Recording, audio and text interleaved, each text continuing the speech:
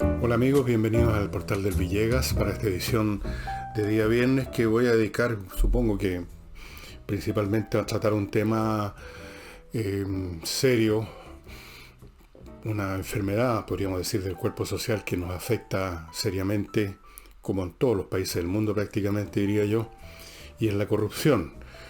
El tema ha vuelto a emerger porque me apareció un ranking mundial donde más o menos nos mantenemos en una posición menos que mediocre.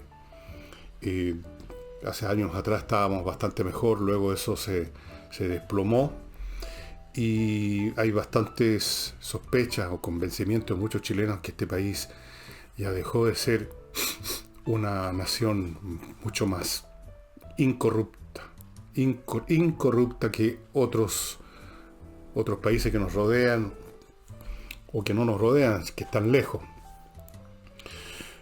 Vamos a examinar esto hasta donde podamos en un programa que no tiene ninguna ambición de desarrollar una tesis de ninguna clase, haciendo alguna definición provisoria de la corrupción, porque esta palabra, este concepto, como muchos otros en nuestro país, se usa como se usa sin examinar mucho su contenido, qué es lo que significa, o se le da un significado muy estrecho, como si fuera un tema de meter manos en cajones solamente. Es eso en parte, pero hay mucho más.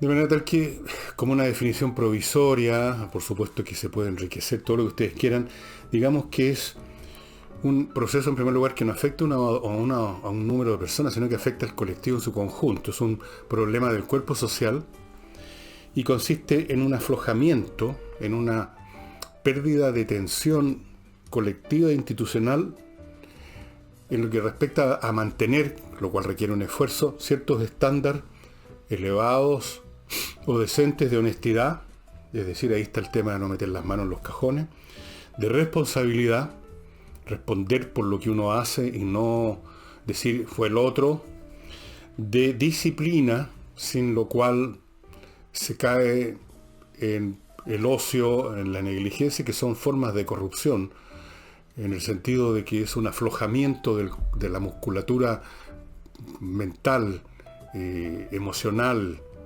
de una persona o de un colectivo, y un derrumbe, un aflojamiento de la moral, Y uso aquí el término aflojamiento porque todas estas virtudes que he mencionado, todos estos estándares que son los que tácita o expresamente sirven de vara de medida para decir esta persona o este colectivo está corrupto, suponen un esfuerzo. Si no supusieran un esfuerzo, si en forma natural las personas fueran honestas, disciplinadas, trabajadoras, morales, etc., si fuera natural en la especie humana, por lo tanto en las colectividades, el tema de la corrupción no aparecería, nunca habría aparecido. Sería un fenómeno muy raro. Sería algo así como, no sé, como la lepra, que es una enfermedad que aparece pero muy de vez en cuando y que no afecta, digamos, a cuerpos sociales completos. Todas estas cosas requieren esfuerzo. Lo cual ya nos está diciendo entonces que lo natural en la conducta de los seres humanos es la deshonestidad, la irresponsabilidad, la indisciplina y la inmoralidad. Esa es la realidad. Eso es lo natural. Eso es el primer impulso del alma humana común y corriente. Y es cuestión de ver esto, si es que se tiene alguna duda, qué ocurre cuando se aflojan los controles. Otra vez tenemos aquí un tema de aflojamiento. Cuando dejan de haber razones para que la gente mantenga en tensión la fuerza de voluntad, la fuerza de la costumbre para comportarse de acuerdo a los estándares de honestidad, responsabilidad, etc. Estas virtudes que he mencionado existen si se dan dos cosas, por lo menos una de ellas. Un elevado nivel espiritual, intelectual. Esa es una posibilidad. Y la otra, una creíble, fuerte supervisión, fiscalización y sanción de las conductas de los individuos que forman parte de un colectivo. O sea, que existan mecanismos de control de la conducta que sean creíbles, entendiendo por tal un mecanismo de control que se tiene la seguridad de que es muy probable que opere y que es muy probable que nos descubran, es muy probable entonces que nos sancionen y salgamos, digamos, para atrás en el negocio.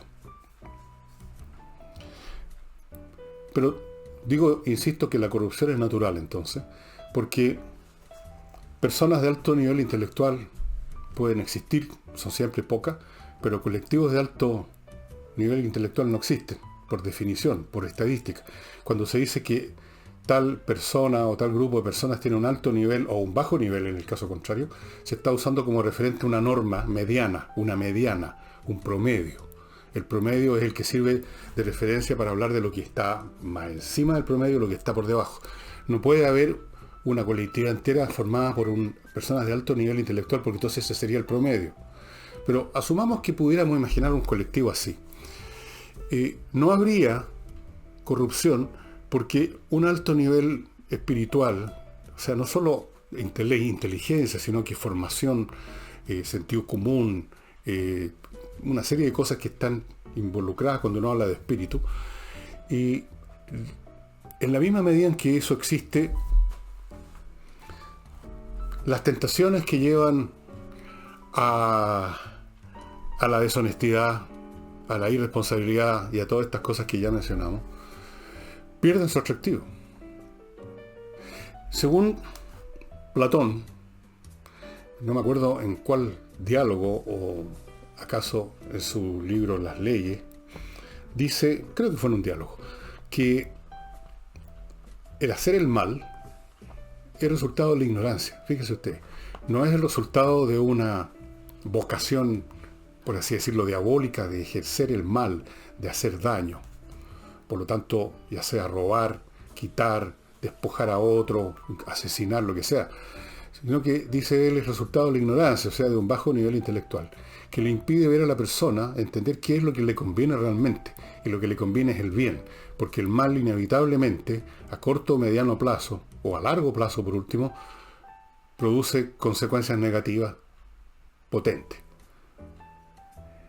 Y produce, incluso si a uno no lo pillan, uno ha cometido un robo, por ejemplo, uno ha cometido un crimen, y quizás nunca lo van a pillar, pero vive todos los días con la idea de que podrían pillarlo, de que mañana se puede descubrir, que alguien va a encontrar el cuerpo, que un policía que uno ni conoce está investigando el asunto por su cuenta, que alguien nos vio y nos va primero a chantajear y luego nos va a denunciar. Y se vive en ese sobresalto, y eso es un costo enorme, y por lo tanto, decía Platón, no puso este ejemplo, lo estoy poniendo yo, la ignorancia, no entender lo que es lo que conviene, no entender que el bien es lo que conviene, es lo que lleva a ejercer el mal. Y podríamos decir, dejando ahora a un lado a Platón, que una persona que le da un valor absoluto a los bienes materiales, yo creo que podemos decir que es proporcionalmente de bajo nivel espiritual. No sé si ustedes han visto, probablemente sí, películas y series de los narcotraficantes, de gángsters, todas esas películas en que los personajes principales son ellos y la trama los sigue en sus peripecias.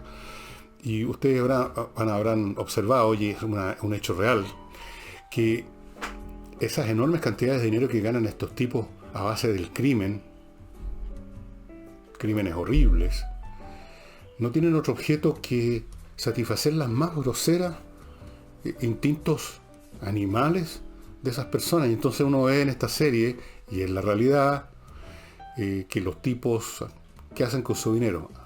Se compran 500 autos caros, andan vestidos con ropas que cuestan millones, en sus palacetes tienen piscinas repletas de minas en pelota o poco menos, se dan unos atracones de comida, de cocaína, de droga, y viven en ese delirio físico y material que lleva al hartazgo, saciedad, que tratan de combatir aumentando la dosis la próxima vez. Y eso los lleva a la desesperación, al hastío, al mal, al sufrimiento en definitiva. Y hay muchas películas en que se muestra precisamente ese proceso de descomposición interna. O sea, este tipo no obtiene ningún beneficio de sus crímenes, sino que finalmente no sabe ni siquiera utilizar los resultados de su crimen, porque son de bajo nivel espiritual. Y una persona, y todos ustedes deben conocer, que gana mucho dinero pero no sabe hacer otra cosa que comprarse los autos más caros, que puede cambiarlos lo más a menudo que puede, alajar su casa, generalmente con un mal gusto, con cosas caras, costosas, doradas, poner todo en manos de un decorador, hablando siempre de dinero, viajando para acá y para allá, para nada, porque no obtiene ningún placer. Cada lugar que llega ya se está aburriendo y parte a otro, huyendo de su lata. Ustedes deben conocer personas así vacías interiormente. ¿Cuál es el beneficio que obtienen? ¿Cuál es el goce que obtienen? Muy poco, ninguno. Entonces, al contrario, una persona de alto nivel espiritual sabe de antemano que todo eso no sirve de nada. Sabe de antemano que uno no puede pegarse 10 almuerzos diarios. Sabe de antemano que el tener el vehículo más grande del barrio no significa absolutamente nada tampoco. No se va a movilizar mejor, que la satisfacción de ser el más pituco del barrio tampoco lo va a contentar mucho rato, si es que lo contenta siquiera por un momento. La persona de alto nivel está por encima de esas cuestiones. No necesita ni despreciarlas, no lo atraen. Pero ¿cuántas personas son así? ¿Cuántas personas viven, no necesariamente en una extrema pobreza, pero viven simplemente con las cosas básicas necesarias, correspondientes a la época en que viven, y gastan o usan su tiempo en lo que realmente produce satisfacción, que son los bienes del espíritu? Porque esa es la realidad. Disfrutar del arte, del conocimiento, de la lectura, del pensamiento, de la expresión, de la conversación con amigos habilosos y cultos. Esas son las cosas que realmente producen contentamiento y uno no se hastía de ellas. Pero para darse cuenta de eso hay que estar por encima, y eso uno no puede pedir a un colectivo que estén todos formados por personas que hayan leído a Platón, por así decirlo. De manera que todo depende al final de si esa sociedad tiene o no tiene mecanismos de control social creíbles. Si no los tiene, esta fuerza natural que está permanentemente presionando a las personas para adquirir como sea, rompiendo las normas de honestidad y comportándose como se comportan, si ese control no existe, esa sociedad se va a derrumbar, se va a desplomar en la corrupción. Y eso es lo que uno observa en Chile ahora, y lo que observan todas las sociedades que uno examine, una vez que se llega a un nivel en que existen cosas que se pueden ambicionar. Cuando Chile era un país pobre, incluyendo en esta pobreza al 95% de la población, cuando no habían muchas opciones, cuando no había dinero, y cuando no había que comprar con ese dinero tampoco, cuando la oferta del mercado era escasa, cuando había una marca de cada cosa nada más. Entonces, no había ni una posibilidad de caer en la tentación, porque no habían tentaciones. La pobreza es una condición que facilita la honestidad por default. Pero uno observa, estudiando un poco de historia, examinando nuestro propio país, y no es necesario irse a los libros de historia en realidad, que pasado cierto umbral de complejidad de la sociedad, lo cual determina un debilitamiento de los métodos de control social, y pasado un cierto nivel de PGB, para decirlo en lenguaje contemporáneo, esa sociedad que parecía honesta, que parecía que los casos de corrupción eran escasos, puntuales, y que todo el mundo los indicaba con el dedo, esa sociedad se transforma rápidamente en una como la que tenemos ahora en Chile, como la que tenemos prácticamente en todas partes del mundo, allí donde no reina una pobreza extrema que obliga a ser honesto por falta de posibilidades para ser deshonesto. Antes de continuar con esto, con lo que me quede de este tema, tengo otras cosas por supuesto que hablar. Permítanme pasar a mi primer bloque. Y mi primer bloque lo voy a iniciar con el Club Explora, que les ofrece la posibilidad de tener todos los meses 2 botellas de vinos especialmente seleccionados por las enólogas que organizaron el Club Explora, a cambio de una membresía que cuesta una UF mensual si usted quiere 2 botellas, o una UF y media si usted quiere 3. Vinos como este que les estoy mostrando, una preciosa botella.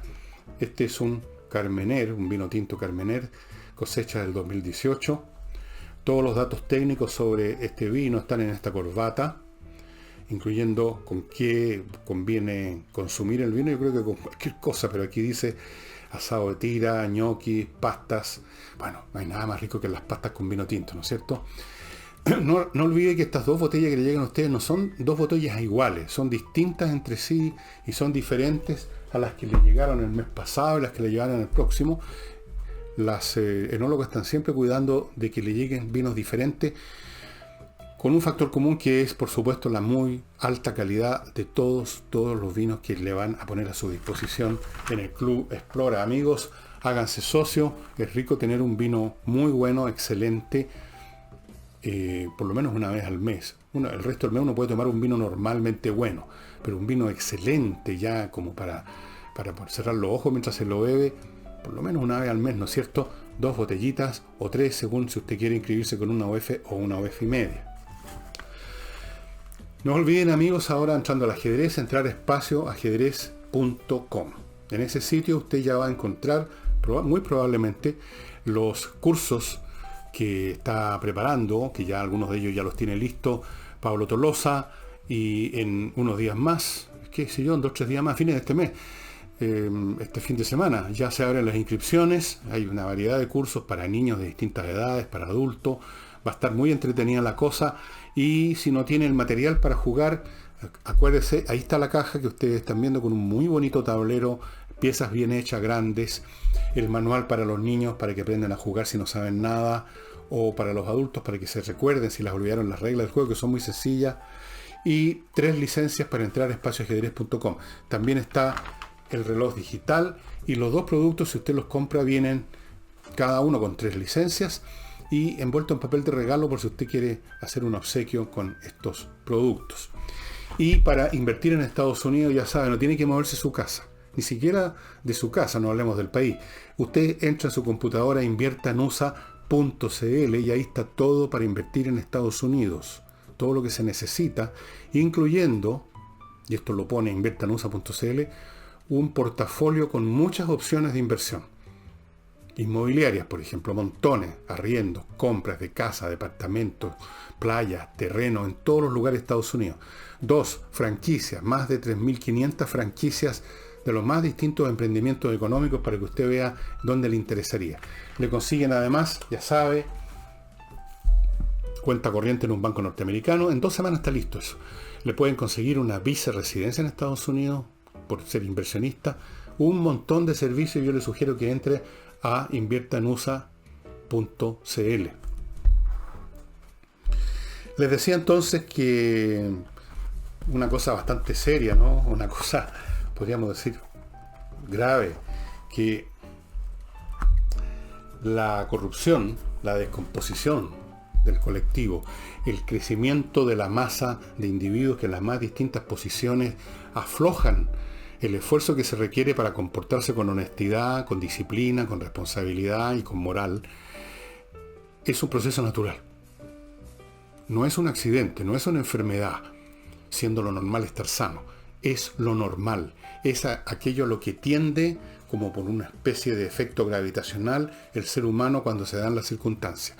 Salvo estos casos excepcionales de personas que han desarrollado el espíritu, el pensamiento, el intelecto, ya sea por sus dotes personales o porque han estudiado y se dan cuenta de la inanidad de la mayor parte de estas cosas que tientan. Pero la tentación existe cuando esa sociedad crece, se hace más rica y muy pocos la resisten. Por eso que en esa oración cristiana se dice: Señor, líbranos de la tentación. No dice líbranos del pecado, porque el pecado uno ya cayó en una conducta determinada, sino que la tentación existe antes del pecado y sin embargo ya queremos que de eso se nos libre, porque sabemos que la tentación es poderosa y muy probablemente vamos a caer. De hecho, este ingenioso dramaturgo que se llamaba Oscar Wilde, entre las muchas frases que se mandó alguna vez, dijo: la mejor o más fácil o más eficiente manera de vencer de terminar con una tentación es caer en ella, porque ya deja de ser tentación, se convierte en un hecho. De manera tal que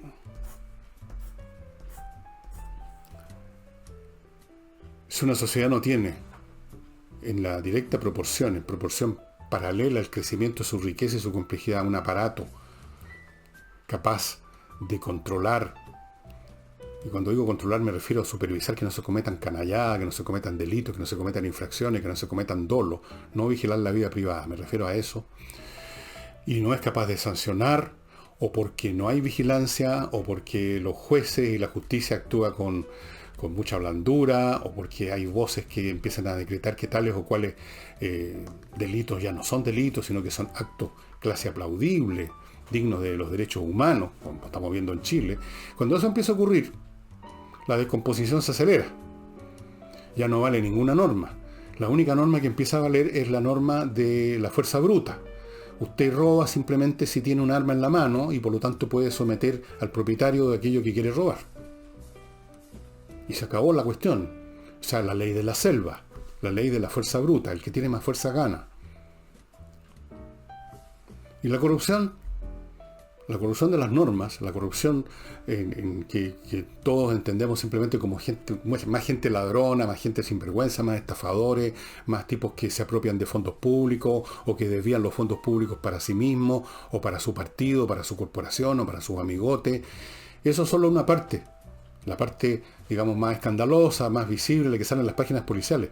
Pero la descomposición va mucho más adentro. Porque el perder el aflojamiento va a todos los ámbitos de la conducta humana que requieren esfuerzo. El esfuerzo de ser honesto es uno de ellos. El esfuerzo de cumplir y hacer cumplir la ley a pesar de cualquier presión requiere también un esfuerzo. Si ese esfuerzo se afloja, usted se convierte en un juez que no condena por miedo, o porque lo aceitaron, porque lo forraron.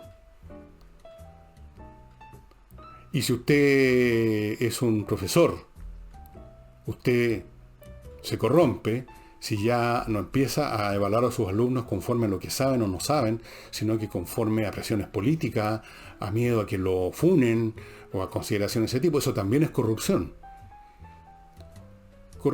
En el plano físico, en el plano forense, digamos, precisamente la corrupción, si usted observa un cuerpo corrupto, lo primero que uno nota es precisamente el aflojamiento, el que todo se suelta, todo se descompone, se separa del conjunto férreo que formaban y se empieza a disgregar en sus partes componentes. Eso es descomposición.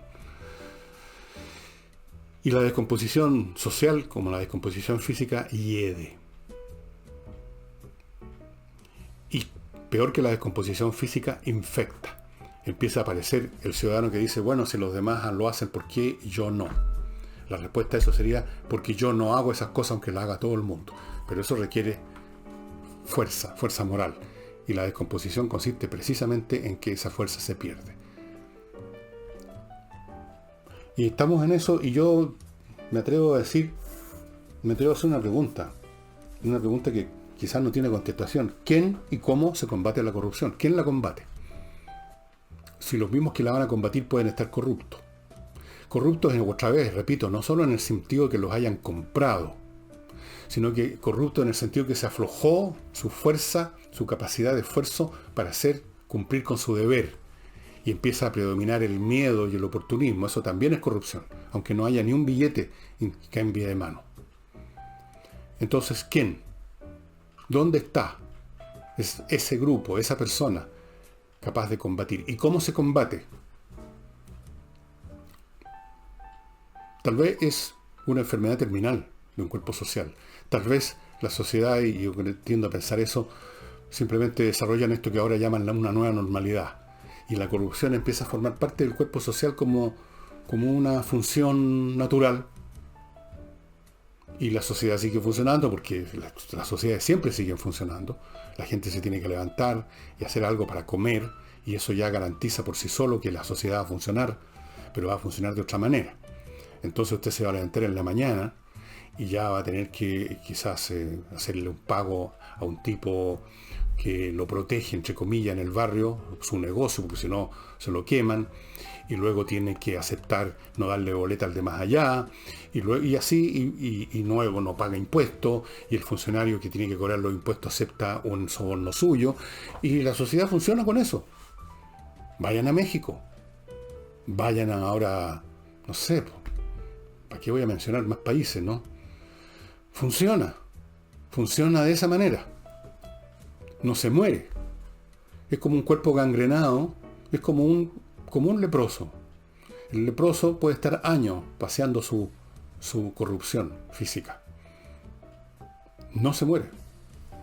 No llega a un punto final para un nuevo comienzo, repleto de salud y de vigor juvenil. No. Un país corrupto puede ser por muchos años corrupto y funcionar en la corrupción. Y simplemente lo que ocurre, lo que cambia es que la corrupción va avanzando a más y más y más y más ámbitos y ya no queda ninguna actividad que no esté corrupta. O sea, donde se haya perdido la capacidad de mantener las normas haciendo el esfuerzo debido. Paso ahora a otro tema que tiene que ver con la vacuna. Que llegaron 1 millón y tanto de dosis de la vacuna Sinovac. Está ya más o menos montado un aparato logístico para empezar a aplicar esta vacuna según grupos de edad, etcétera. La logística está más o menos bien avanzada. Y lo interesante a esta altura es enterarse de los comentarios que hace la gente sobre esta situación. Porque en estos comentarios se revela otro mal que vive este país. Uno es la corrupción, ciertamente, el aflojamiento de todas las normas que ya he mencionado. El otro es la rabia, el odio, el resentimiento. Fíjense ustedes que a propósito de la noticia que aparece en un medio digital, de que llegaron las vacunas, que se van a repartir, que las personas de tal edad van a recibir su vacuna tal día, etc., leí, llevado por un impulso, cosa que generalmente trato de no hacer, los comentarios de la gente. Y hay comentarios como este, que lo copié textual, no voy a dar el nombre de la persona que lo hizo este comentario. Y este es el comentario que hizo. Dictadura sanitaria para los pobres. Guerra psicológica contra el pueblo.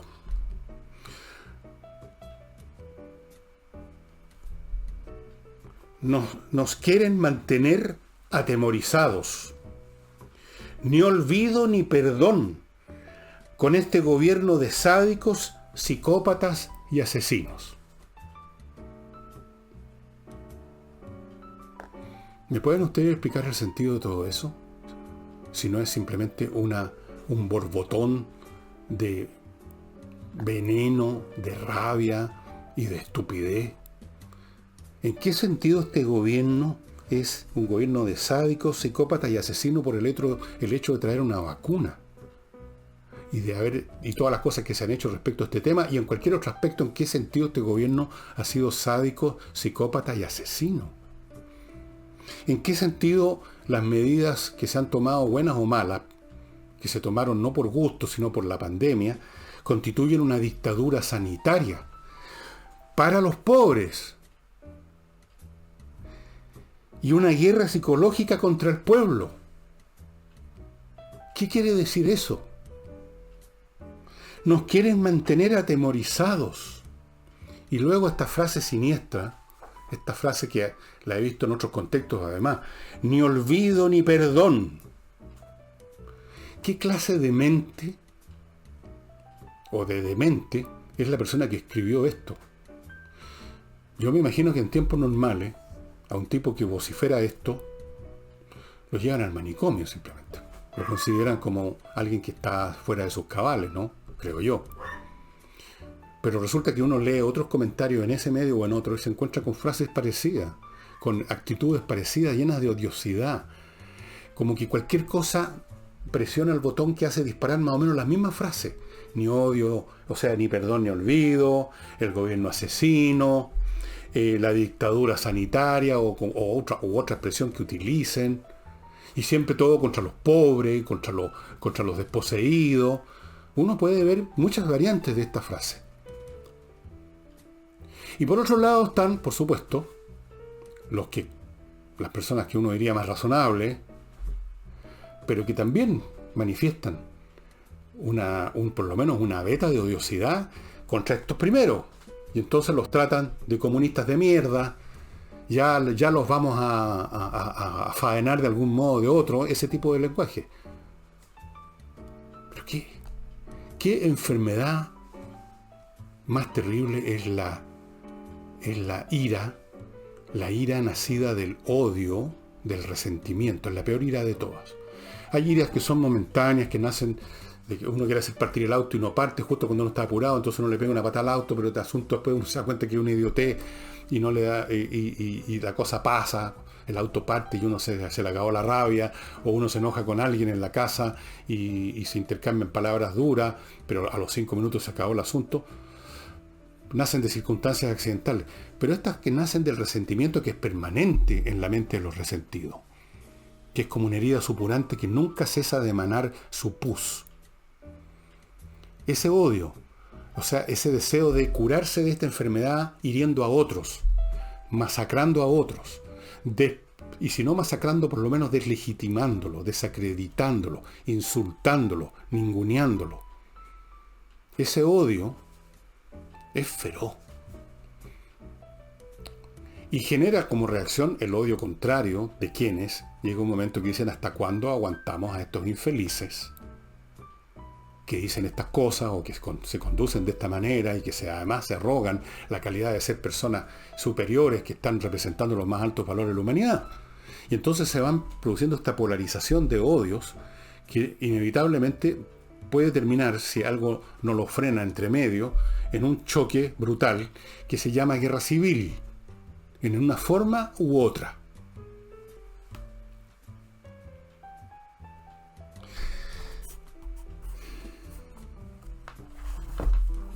Este es el tipo de cosas que hacen, para mí, me hace pesado, digamos, estar al tanto de lo que pasa en el país para hacer este programa que yo necesito hacer por razones obvias, ¿no?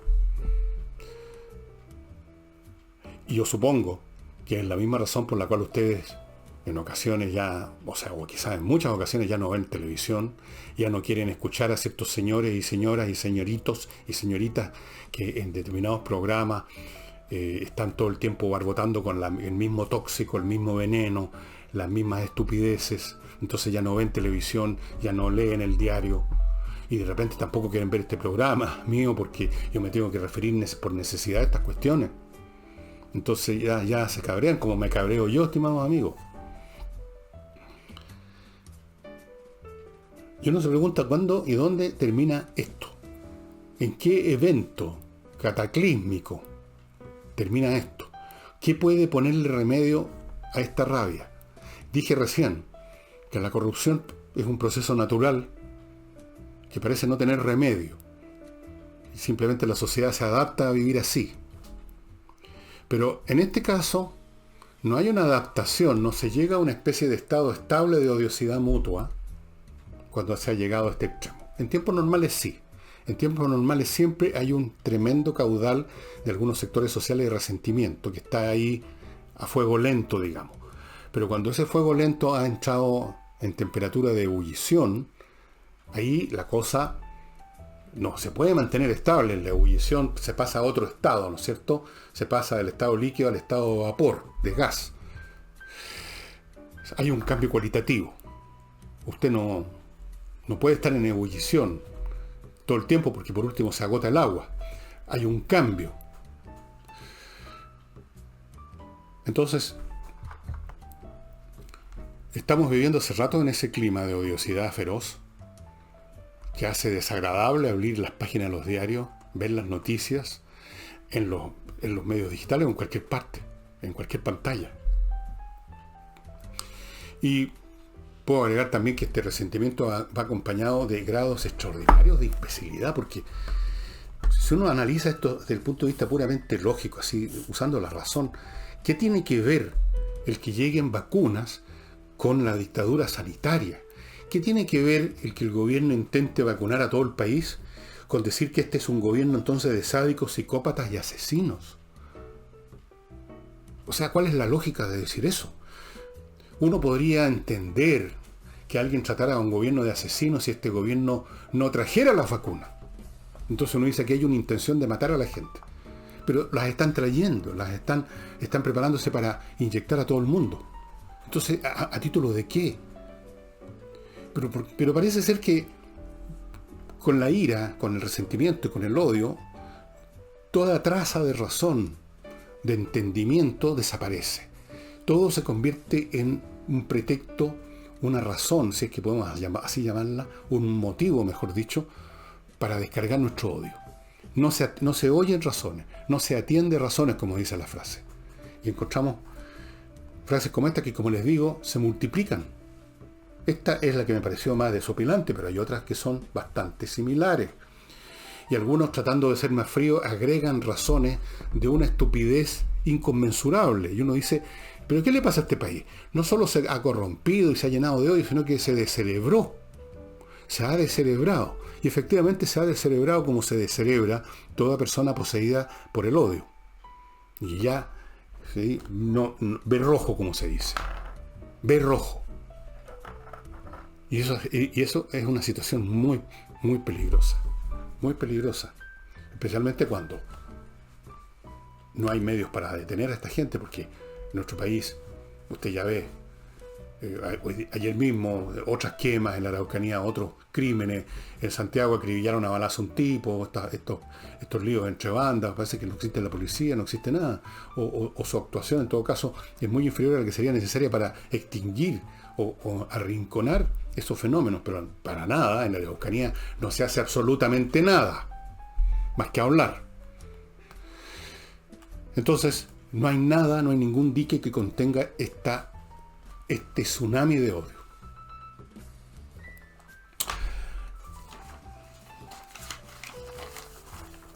Por eso que ayer comentaba, si ustedes vieron el programa, al principio del programa con Nicole, que uno casi inconscientemente empieza, cuando entra a la internet, a buscar cosas completamente ajenas, casi diríamos, no digamos a nuestro país o al mundo, sino que a la realidad en todas sus formas.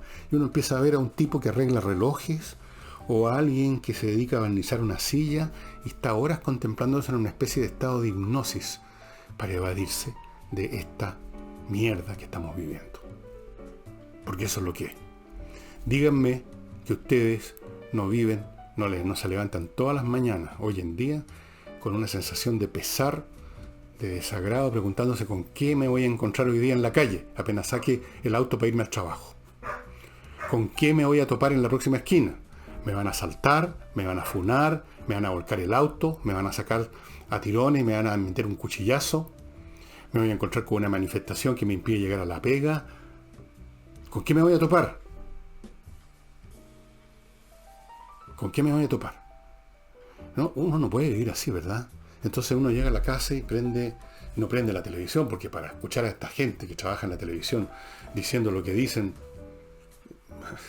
entonces uno ve un tipo arreglando un reloj, a otro reparando un auto, al de más allá barnizando una silla, o entra a ver una serie que no tenga nada que ver con la realidad. Por algo estará tan de moda, supongo, una serie, creo que es de Netflix, que es un novelón romántico nada más, una cosa que corre la mermelada por los muros, pero eso es lo que todo el mundo está viendo, ha sido el éxito más grande, porque la gente se quiere evadir de esto. Ahora sigo con mi próximo bloque. Les recuerdo, amigos empresarios, que si usted quiere mantener su empresa funcionando al 100%, especialmente en el sector de gestión, donde hay siempre tantos problemas, le sugiero que se ponga en contacto con Controller, que es una empresa que fue creada para eso, para examinar, para hacerle un scan a otras empresas y descubrir dónde están fallando las cosas, dónde están andando subóptimo, dónde se está perdiendo tiempo y dinero, dónde las cosas andan con fricción, con roces innecesarios. Controller, si usted quiere tener una empresa que esté en óptimo estado para afrontar los meses que vienen, que yo entiendo, estoy seguro que van a ser de recuperación económica, pero para los que lo hagan bien, para los que estén en buenas condiciones, les sugiero que se contacte con Controller. Y si usted tiene millas acumuladas por sus viajes de otrora, o quizás reciente incluso, no olvide que las empresas aéreas en un momento cualquiera, sin que usted lo sepa, eliminan esas millas y usted parte de cero otra vez y perdió todo eso. Antes de perder todo eso, entre a kmmillas.cl porque ahí se las van a comprar. Esas millas, que ahora no significan nada, que son un número abstracto, se van a convertir en dinero. kmmillas.cl. Y para vender bienes inmobiliarios, para todo tipo de operaciones en el campo inmobiliario, el mejor corredor de Chile se llama Ángel G. ¿Por qué, dirá usted? ¿Por qué dice eso? Digo eso porque es así. Porque me mandan mail las personas que me han hecho caso y han acudido a GEI y han vendido rápidamente, mucho más rápido que con otros corredores. No estoy inventando nada. Él tiene métodos que son más eficientes. Trabaja más, está toda la semana, del lunes a domingo, desde la mañana hasta la noche, en este asunto. Es una especie de santo patrono del corretaje y propiedad, diría yo, y vende.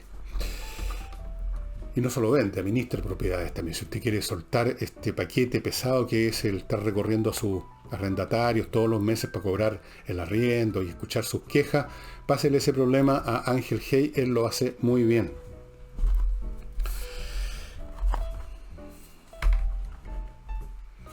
Otro tema que ha causado más o menos la misma reacciones así en blanco y negro y furibunda y ácidas y ásperas y realmente desagradable en los comentarios de la gente es la visita del presidente argentino, el señor Fernández,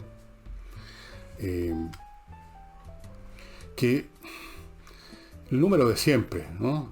Ese aire que toman a veces los mandatarios, ¿no?, de ese país cuando vienen a Chile, un aire como condescendiente, el tipo que condesciende, ¿no? Desciende a visitar este país más chico, más como quitadito de bulla. Entonces viven con un aire amistoso y reparten palmadas. Y el mismo presidente, por supuesto, que estaba cachetoneando que ellos manejaban mejor el tema del COVID y que nosotros estábamos como las pelotas. No.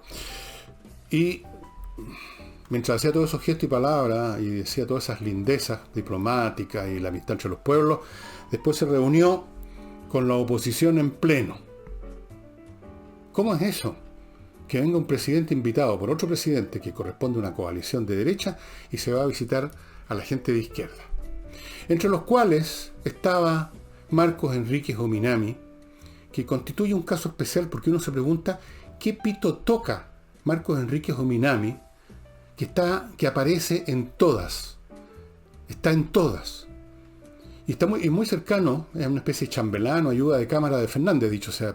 Si hay una reunión internacional de izquierdosos que están preparando la Revolución Mundial, ahí está el MEO. Si hay una reunión que se organiza a distancia por Zoom, ahí está el MEO. Y si hay una reunión ahora en la Embajada Argentina entre la oposición y el presidente Fernández, ahí estaba el MEO. Este personaje que está en todas y no es nada. ¿Qué es lo que es MEO? Aparte de su facha de galán de teleserie venezolana, como he dicho tantas veces, ese aire del tipo, ¿no?, más o menos encachadito, con en la onda morena, así, latinoamericana. Meo me recuerda a un personaje de una película de Woody Allen que se llamaba Selig. Selig era un tipo, una película muy divertida, que estaba en todas. Selig era el propio Woody Allen que se aparecía. Estaba Hitler con unos tipos, digamos, conversando, y ahí estaba al lado de ellos parado Selig. Habían llegado los extraterrestres y estaban en las Naciones Unidas dándole un ultimátum a la Tierra, y ahí estaba Selig.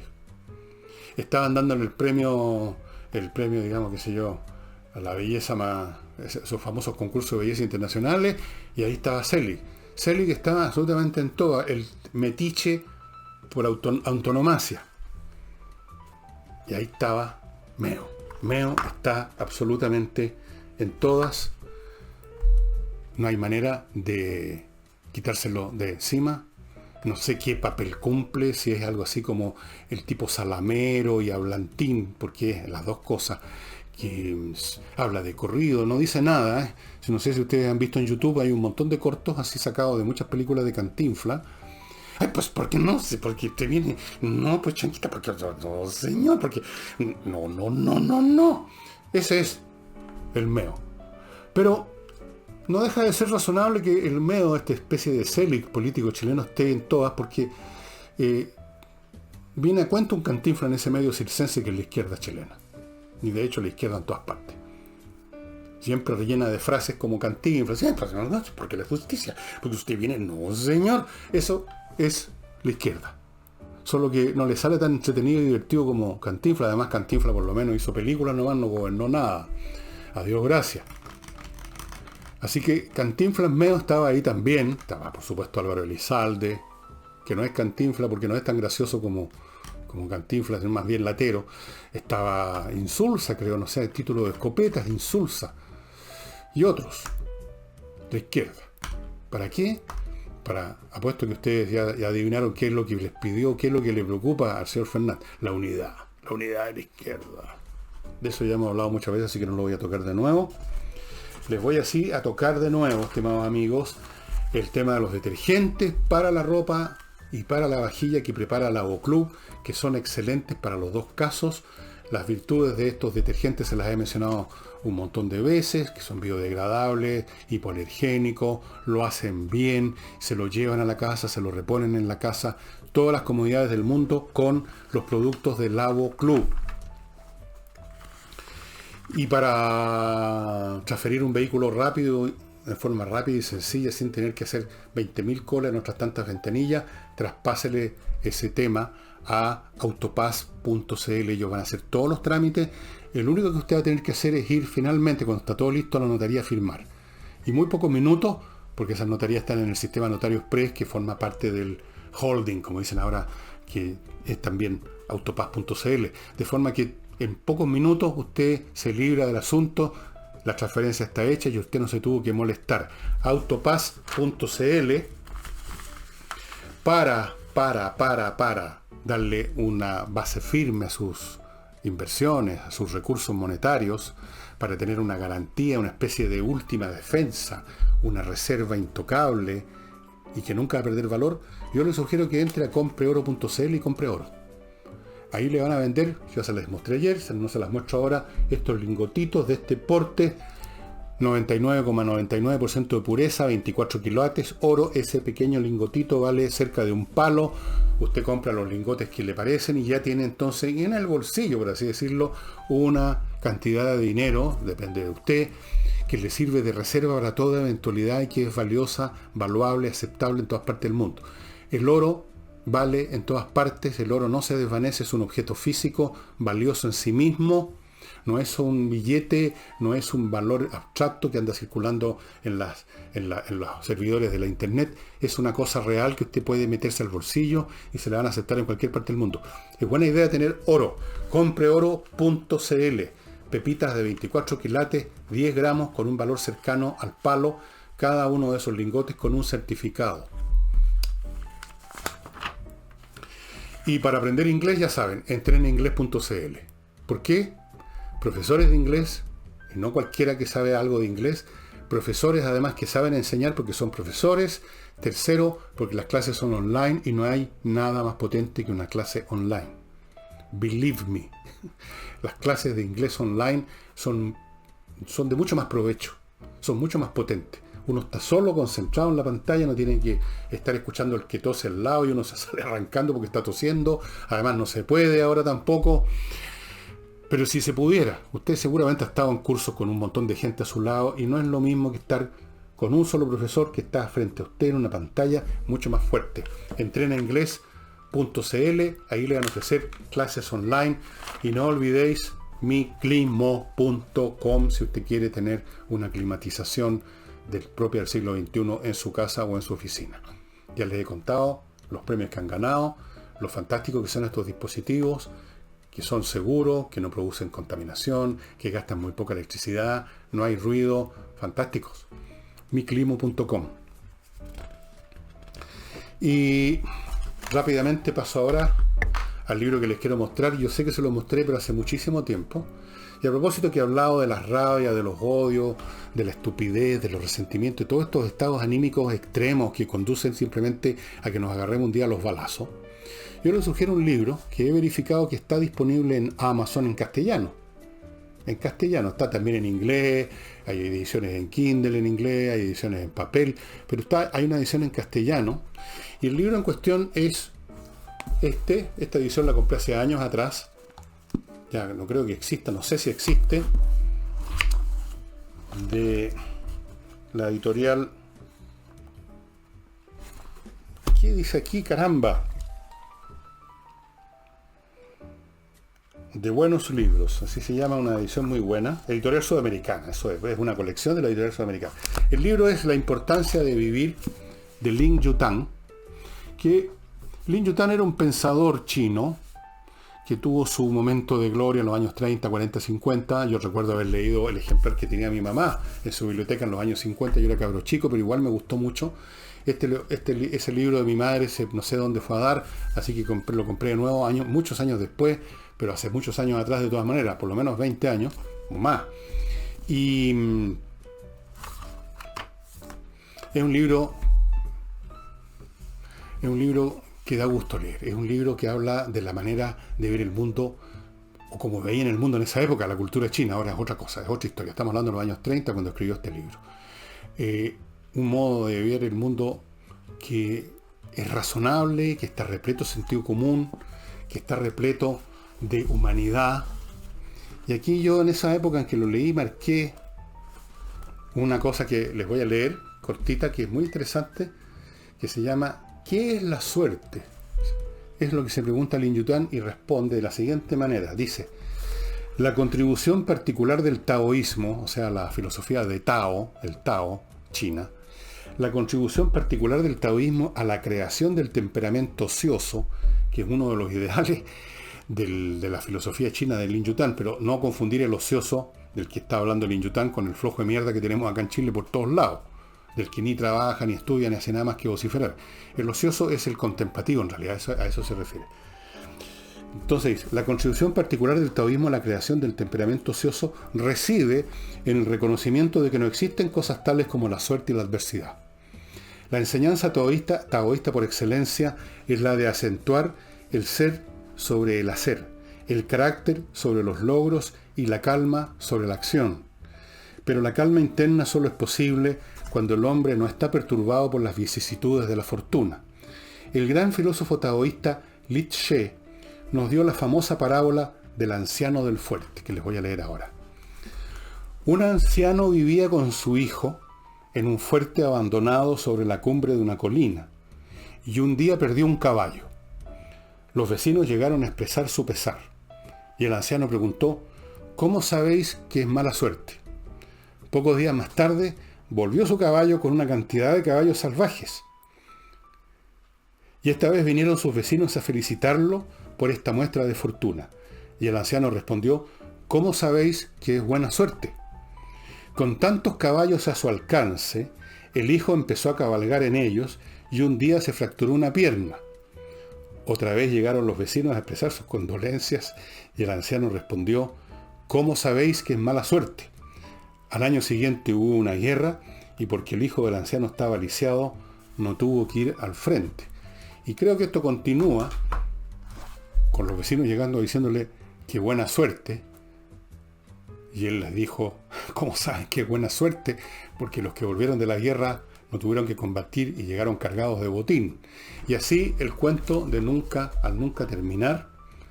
Y aquí termina diciendo Lin Yutang, evidentemente esta clase de filosofía permite al hombre soportar unos cuantos golpes duros en la vida con la creencia de que no hay golpes duros sin sus ventajas. Como las medallas tienen reverso, la posibilidad de la calma, el poco gusto por la acción y el movimiento por sí mismo, y el desprecio del buen éxito y de las realizaciones, se hacen posible con esta especie de filosofía, una filosofía que dice, nada importa a un hombre que dice que nada importa. El deseo de un triunfo muere a manos de la corazonada de que el deseo de triunfo significa casi lo mismo que el temor del fracaso. Cuanto más triunfos ha conseguido un hombre, tanto más teme su caída. las ilusorias recompensas de la fama se ven puestas frente a las tremendas ventajas de la oscuridad. Desde el punto de vista taoísta, un hombre educado es el que cree que no ha triunfado cuando ha triunfado, pero no está tan seguro de haber fracasado cuando fracasa, en tanto que la marca del hombre semi-educado es su presunción de que sus triunfos y fracasos externos son absolutos y reales. Más o menos lo que dicen también en otros textos distintos filósofos de la antigüedad clásica, de la escuela epicúrea, o sea, Epicuro y otros. Y eso sería todo, estimado amigo. Les recuerdo, si les interesa este libro, que es súper entretenido y tiene montones de cosas muy divertidas adentro, porque Lin Yutang nos hace problema con hablar de todo clase de asuntos que tienen que ver con una vida razonable. Él considera que el ideal más elevado de un ser humano es el ser humano razonable, o sea, que sabe usar el sentido común para poner las cosas en perspectiva y considerar siempre lo que puede y lo que no puede la naturaleza humana. Y que por lo tanto nunca es llevado, como le sucede a tantos jóvenes en estos tiempos, especialmente a extremos, a creer que hay un plan definitivo en blanco y negro para esto o para lo otro. Por lo mismo, recuerdo que en los años 60, Yutang estaba todavía vivo, hizo una gira por América Latina y fue a varias universidades en tiempos en que reinaba, por supuesto, las actitudes extremistas, revolucionarias. El gran ídolo de los tiempos era Che Guevara, el Fidel Castro, y por supuesto lo sacaron a patar en el culo, perdonen la expresión, a Lin Yutang de los paraninfos universitarios, porque él venía con este discurso que les pareció el colmo lo reaccionario. Bueno, así que este libro no es para reaccionarios. Y el último libro que les voy a recordar es el mío, que está disponible ya otra vez, segunda edición, esta es la primera, lo estoy mostrando para recordarles la tapa. La segunda edición de Insurrección está disponible y se entrega de inmediato o muy rápido porque está ya impreso. No es una preventa, una precompra. El libro está disponible y se demora lo que se demora simplemente la empresa de envíos en llegar a su casa. Puede ser 3 días, puede ser 4, puede ser 1, puede ser una semana, pero por ahí anda la cosa. Así es que, y las personas que han tenido problemas por recibir los libros en la oportunidad anterior, ya saben que aquí el dinero se les devuelve siempre. Incluso a veces no tenemos constancia que el libro no les llegó, pero lo devolvemos. O sea, sí tenemos constancia. Eso lo vemos. Y eso sería todo, estimados amigos. Este libro está a 8 lucas. La segunda edición está a 8 lucas. Y hay otros libros míos en la tienda, en el Villegas/latienda.cl. Hay otros libros míos, no todos mis libros, he escrito como 23, pero hay como 4 o 5 títulos más, también a 8 lucas. Y eso sería todo. Muchas gracias. Nos vemos mañana sábado con un tema del cual no tengo la más mínima idea cuál puede ser. Nos estamos viendo.